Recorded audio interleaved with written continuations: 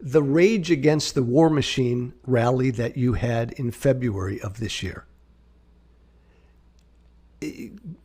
Correct me if I'm wrong, but man, oh man, Angela, when I look at who co-sponsored this event, who spoke at this event, it seemed like a pro-war, pro-Russia, pro-aggression rally.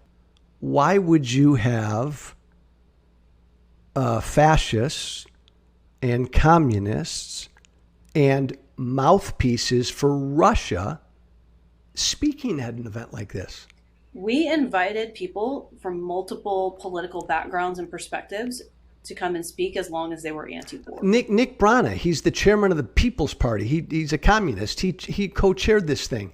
His Twitter He's feed. not a communist. His Twitter feed. But if he was, yeah. Angela, his Twitter feed, the past year and a half, is full of nothing but pro-Russian propaganda. Okay. He blames the U.S., NATO, and Ukraine up and down the street. Never once blames Russia. Never once. Garland Nixon is a mouthpiece in the U.S. for Russian state media.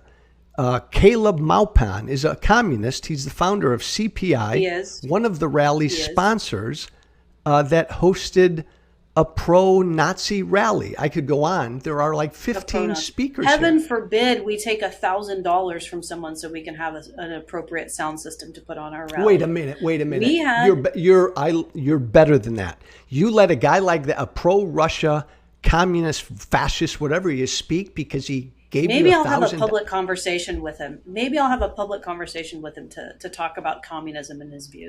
But wait a minute. You just said that he gave you $1,000 for the event, so you let him speak? I did. I mean, they were a sponsor. It's so interesting because a common thread here is you don't want to judge and you don't want to necessarily weigh in, and you'll have an anti-war rally with an anti-war rally with a bunch of pro-war speakers. That is oxymoronic. That makes no sense, right? I know welcome all viewpoints, but at an anti-war rally, you had a litany of speakers who are pro-war. You're pro-war. You're telling me right now you're pro-war.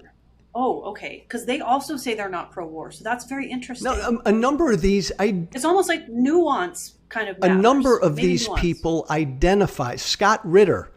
He didn't speak at our rally. He was invited to speak, correct? He was invited to speak. He ended up not speaking. Jackson Hinkle was a speaker.